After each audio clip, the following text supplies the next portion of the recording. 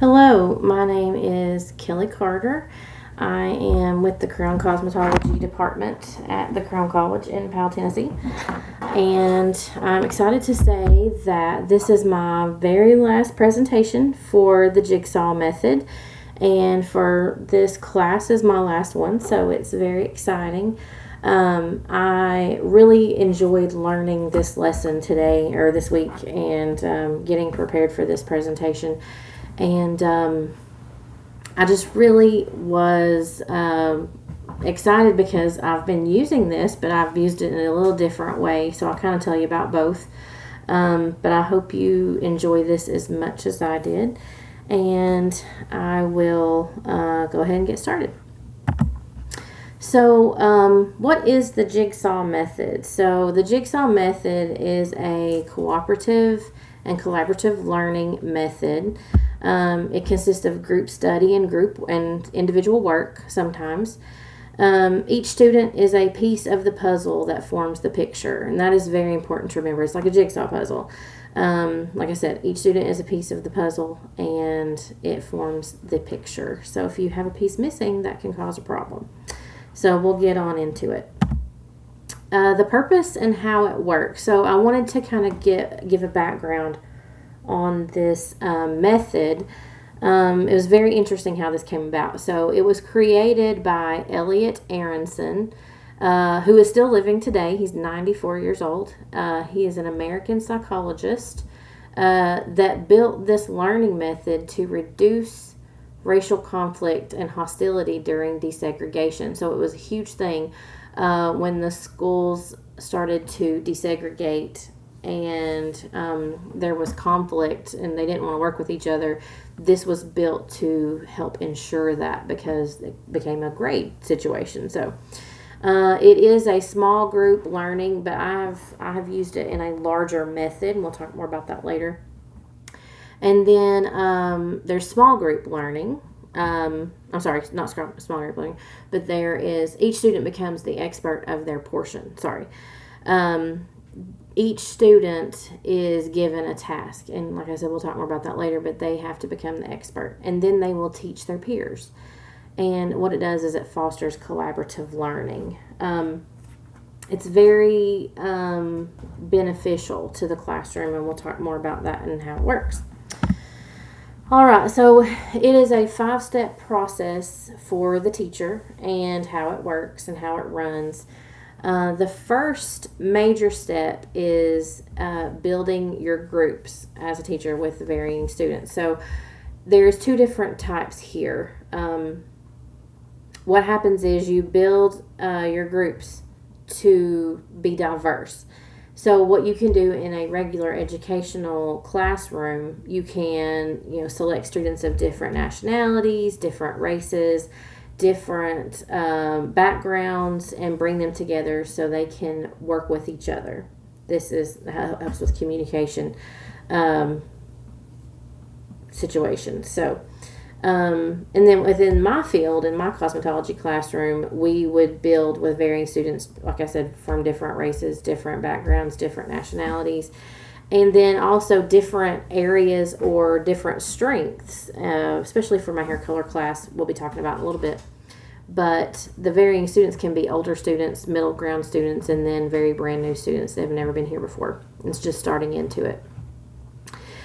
Secondly, you want to assign sections to each student. So we'll talk more about that later when we get into the lesson part. But you're going to give each student a particular part that they are going to become the expert of. And then topic groups will meet together to start. And then you will lay out those different sections for them. And then they will kind of separate and become experts. Like I said, they will study the article or the reading that you've given them, or a video, or whatever resource you have given them to understand or study. You want to build that for them so they can learn it to the best of their ability and then go back and share. And then the students will return to their original group and teach it. And then the teacher will assess. They will assess how it is done throughout the whole entire process, from the beginning of working on it and building it taking it and then presenting it to their students, so the other students, their peers. This helps kind of with not necessarily the teacher just standing up there and lecturing for 2 hours or an hour or whatever. You are having students learn something and then sharing it with others, and it kind of shakes up the classroom a little bit and holds it to a different situation. So, and then the roles in the classroom. So the teacher has many different roles when it comes to this type of method. But one of them is not, like I said, not lecturing. They are directing the learning. They are giving out the rules. They're planning the lessons. They're selecting the topics that they're giving to the students. They are monitoring and watching out as the students are working and helping, giving support where it's needed. And then they will assess the learning that is taking place in the classroom. And there's different things that come about here. You're not just learning about a topic. You are learning how to understand every realm of that topic. You are learning how to present that topic. You are learning how to find information to make it more agreeable to give it to your student and them taking from it. So as the student, that's part of your role. But with teachers, you are to watch them as they're, and then help them along the way. If they get stuck, you're going to give them that support to help them continue on. Now, roles for the classroom for the student. So the biggest role from the student is for them to participate. Because like I said earlier, each student and their information is a piece of that puzzle. If you don't have every piece, it's not going to look right.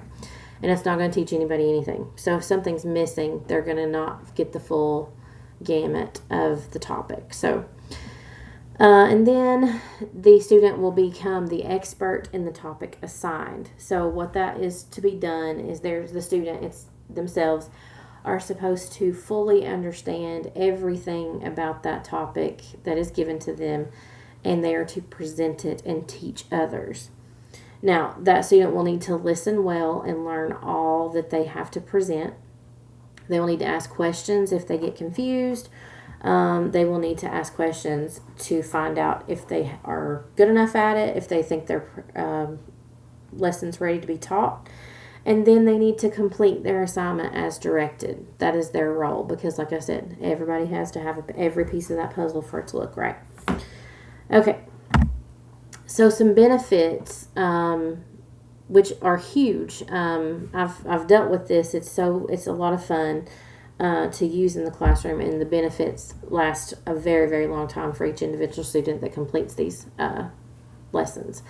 So students are learning with each other and from each other. It is collaborative. It helps them learn to work together. It creates a future for them to be able to work with other people. It gives them responsibility because, like I said, it is a piece of the puzzle, and if the piece is missing, it doesn't make sense. So, or all of the other topics can't work together with it. So it gives responsibility to the student to learn these things. It helps with communication when they present it to their peers, and it helps them talk to the teacher, find out, hey, is this good enough? And have I got everything where I need it to be? And it kind of builds that confidence in what they're talking about.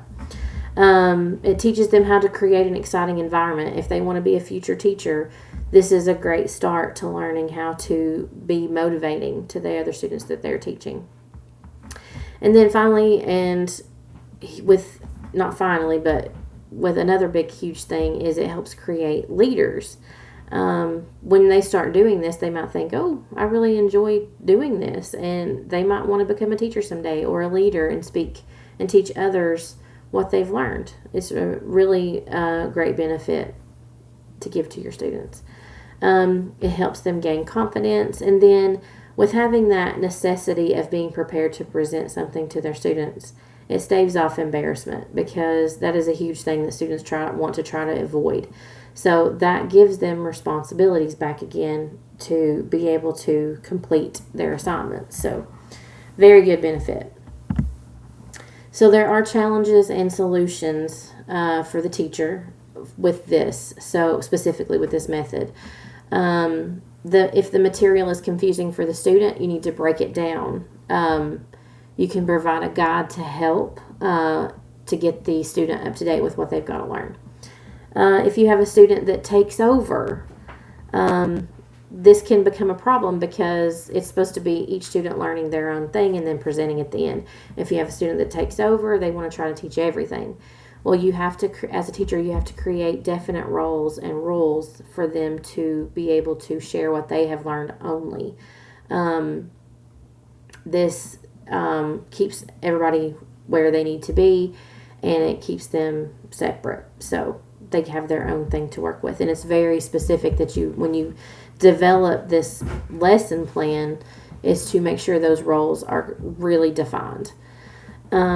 If you have a student unwilling to participate, it is all based on a grade. They have to be able to teach their peers. They have to learn. They have to understand. And it's very hard when you have a student that is unwilling to complete the assignment that's given to them. But in order to have a solution for that, you have to assign individual accountability. You have to give them that specific thing. If they are hard to, if they don't want to stand up in front of people, or if they're just, they don't want to take the extra time, maybe spoon feed it. Maybe give them a little bit, and then once they get working into it, they get excited about it. And then they're like, oh, this could be fun. Let me jump in and do a little bit more. Offer it to them a little bit at a time. And then you have your students that get off task. And when they're preparing and everything, set time limits, whether it's a week, a day, a class period, whatever it is, depending on what kind of classroom setting you're in. Set those time limits for a class period. I had a similar situation happening in my class, and I did a Shark Tank presentation. And I had to learn early on that they would wait until the last week. I'd give them 4 weeks to do it. They'd wait until like week 3 to start working on it. And it wouldn't be as good as they could. So what I did is I would set time periods. I would do one task per week. Like media was week 1. So I would have the students work on that one task by the end of that lecture day. And they had to get that done. So it's good to set time periods for stuff like that to keep them on track to be able to present and teach the topic to their students. So, okay, and we'll go to the next. So for the way that I use the jigsaw method in my classroom, for the cosmetology classroom in a color theory lesson plan, is I will either do this in student situations or group situations. Mostly in the past, excuse me, in the past I've used groups, and they will get up and teach the entire class. But you can do smaller systems and do a student to a group. So what they do is that way they can have more conversations, and you can set up a conversation time at the end of it to discuss everything that they've learned. So you can do this either way. So student 1 would have the color wheel, and then student 2 would have the level system. Student 3 would have the underlying pigment portion, and then student 4 would have application. So each student or group becomes the expert and then strengthens their learning through teaching. And then for an added bonus, we add demos for different color application processes that are taught by the students covering application. So within the group, you have someone that's learning about the color wheel, you have someone that's learning about the level system, and then someone that's learning about the underlying pigment, and then you have someone doing a demo of application. And this could be an application of putting hair color on, putting highlights in, whatever it is. So each student will pick, like the color wheel, they will do a demo even for their portion. The level system, they can do a demo for their portion.